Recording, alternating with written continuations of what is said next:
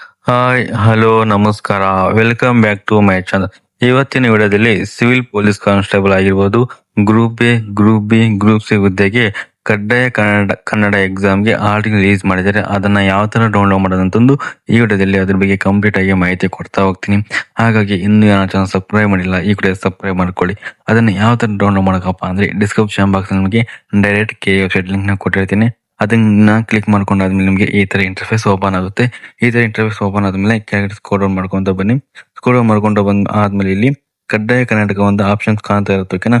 ಅದು ನಿಮಗೆ ಈಗ ತೋರಿಸ್ತಾ ಹೋಗ್ತೀನಿ. ಅದು ಎಲ್ಲಿ ಶೋ ಆಗುತ್ತೆ ತುಂಬಾ ಕೆಳಗಡೆ ಸ್ಕ್ರೋಲ್ ಡೌನ್ ಮಾಡ್ಕೊಂತ ಬರ್ಬೇಕು. ಇಲ್ಲಿ ಏನಪ್ಪಾ ಅಂದ್ರೆ ಲಿಂಕ್ ಶೋ ಆಗ್ತಿದೆ, ಓಕೆನಾ? ಇಲ್ಲಿ ಏನದು ಕಡ್ಡಾಯ ಕನ್ನಡ ಪರೀಕ್ಷೆ ಪ್ರವೇಶ ಪತ್ರ ಡೌನ್ಲೋಡ್ ಲಿಂಕ್ ನ ಕೊಟ್ಟಿದ್ದಾರಲ್ವಾ, ಅದನ್ನ ಕ್ಲಿಕ್ ಮಾಡ್ಕೊಂಡು ಅದ್ರ ಮುಖಾಂತರ ಡೌನ್ಲೋಡ್ ಮಾಡಬೇಕು. ಆ ಪೋಸ್ಟ್ ಆಪ್ಷನ್ ಮೇಲೆ ಕ್ಲಿಕ್ ಮಾಡ್ಕೊಳ್ಳಿ. ಅದನ್ನ ನೀವು ಯಾವ ರೀಜನ್ಗೆ ಅಪ್ಲೈ ಮಾಡಿರ್ತೀರ ಆ ರೀಜನ್ ನೀವು ಅದನ್ನ ರೀಜನ್ ಮಾತ್ರ ಕ್ಲಿಕ್ ಮಾಡ್ಕೊಂಡು ನೀವು ಡೌನ್ಲೋಡ್ ಮಾಡ್ಕೊಂತ ಹೋಗ್ಬೇಕು. ನಾನು ಇವಾಗ ಡೌನ್ಲೋಡ್ ಲಿಂಕ್ ನ ಕ್ಲಿಕ್ ಮಾಡ್ಕೊಂಡಿದ್ದೀನಿ. ಡೌನ್ಲೋಡ್ ಲಿಂಕ್ ನ ಕ್ಲಿಕ್ ಮಾಡ್ಕೊಂಡಾದ್ಮೇಲೆ ನಿಮಗೆ ಈ ತರ ಇಂಟರ್ಫೇಸ್ ಓಪನ್ ಆಗುತ್ತೆ.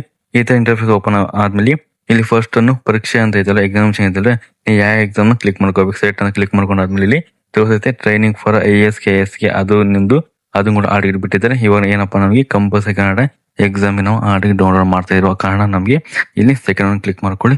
ಸೆಕೆಂಡ್ ಒನ್ ಮೇಲೆ ಕ್ಲಿಕ್ ಮಾಡ್ಕೊಂಡಾದ್ಮೇಲೆ ಕೆಳಗಡೆ ಮತ್ತೆ ಅರ್ಜಿ ಸಂಖ್ಯೆ ಇರುತ್ತೆ, ಅರ್ಜಿ ಸಂಖ್ಯೆ ಎಂಟ್ರಿ ಮಾಡ್ಕೊಳ್ಳಿ. ಅರ್ಜಿ ಸಂಖ್ಯೆ ಎಂಟ್ರಿ ಮಾಡ್ಕೊಂಡಾದ್ಮೇಲೆ ಇಲ್ಲಿ ಅಭ್ಯರ್ಥಿ ಹೆಸರು ಅಂತ ನೀವು ಅಪ್ಲಿಕೇಶನ್ ಹಾಕಿರ್ತೀರಲ್ವಾ, ಅವ್ರ ನೇಮ್ ಮಾತ್ರ ಇಲ್ಲಿ ಎಂಟ್ರಿ ಮಾಡಬೇಕು. ಎಂಟ್ರಿ ಮಾಡಾದ್ಮೇಲೆ ಕೆಳಗಡೆ ಕ್ಯಾಪ್ಚರ್ ಇರುತ್ತೆ, ಕ್ಯಾಪ್ಚರ್ ಎಂಟ್ರಿ ಮಾಡಬೇಕು.